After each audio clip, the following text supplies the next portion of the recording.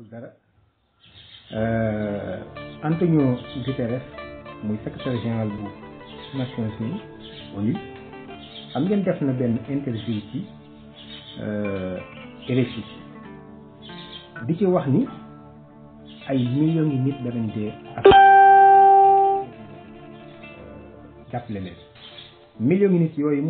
muy wax muy dee nag man xaw ma ci ban anam la ñuy deewee ci coronavirus bi xaw ma ko waaye wax na ko ba ay nit ñu bari jóg naqarlu ko ñaawlu ko ba noppi yi tamit am na ñoo xam ne sax tontu nañ ko jël seen xalima bind waaye millions yi nit yooyu muy wax ni dañuy dee lan moo leen di rey ci ban anam la ñuy dee de toute façon coronavirus boo ko boole woon ak Ebola sax mënuñoo rey millions yi nit yooyu muy prédire ci Afrique mbaadu ci vaccination yi lañ bëgg a jaar beneen bi ci des tamit gis na ni am na ay lobby yuy impliqué wu di activé wu complètement ci wàllu vaccination ngir wane ni adduna bi actuellement dafa toll ci surpopulation cette surpopulation mondiale nag bi nga xam ni moom la ñuy wax ni ressources yi fi nekk te duñu ay ressources renouvelables nit ñi attatuñ ko ku mel ni Sarkozy moom dégg ngeen ko mu ci activé wu bëri Afrique actuellement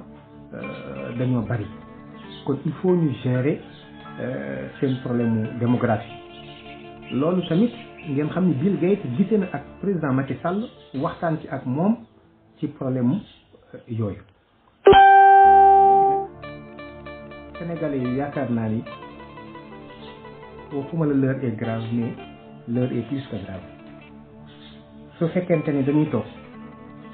mbirum coronavirus bi ñu gis ni am na ay réew yoo xam ni infection généralisée lañu tànn ñoom comme stratégie par exemple Allemagne Singapour Corée du Sud Taïwan yeneen réew yu bëree bëri ndax xam nañ ni yàlla tëggee doomu aadama su ko jàngoro duggee sur le champ la am ay système immunitaire am dana produire fi nekk nii ay jumtukaay yoo xam ne si dana mën a xeex ak jàngoro jooju ba tax na ñoom xam nañ ni ñi ci war a dee mënta ñàkk am na risque waaye yeneen stratégie yi gis nañ ni ñoom stratégie bu am solo ba démb am na ku ñu invité ci kilifa yi nga xam ne si ñoom ñoo ŋànk mbir mi bi ñu tuddee stratégie boobu rek sur le champ la ko dóor ak loxoom daal ni boobu baaxul ba ca baax ak bu ci baaxul man dugguma sax ci loolu mais l'essentiel mooy ñu xam ni fii ñu toll suñu jonni tey amul benn vaccin bu am contre le coronavirus amul kon suñu waxee ni indi nañ ay vaccin ci Sénégal ci coronavirus bi c'est parce que am na anguille sous roche am na lu ñu leeralul léegi nag bu Sénégalais yi toogee ba noppi ñu boole ko ay mesures yoo xam ne jël nañ ko ba le projet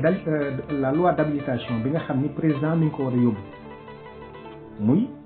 la loi bon voté guñ ko la loi habilitant le président de la République à prendre par ordonnance des mesures relevant du domaine de la loi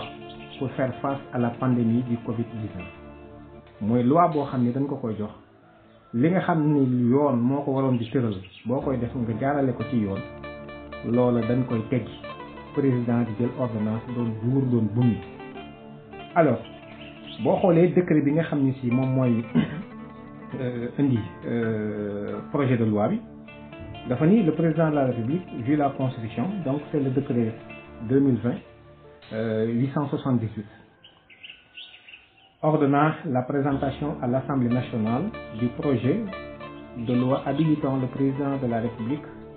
à prendre par ordonnance des mesures relevant du domaine de la loi pour faire face à la pandémie du Covid-19. Donc le président, vu la Constitution, décrète, article 1, premier, le projet de loi dont le texte est annexé au présent décret sera présenté à l'Assemblée nationale par le garde des Sceaux,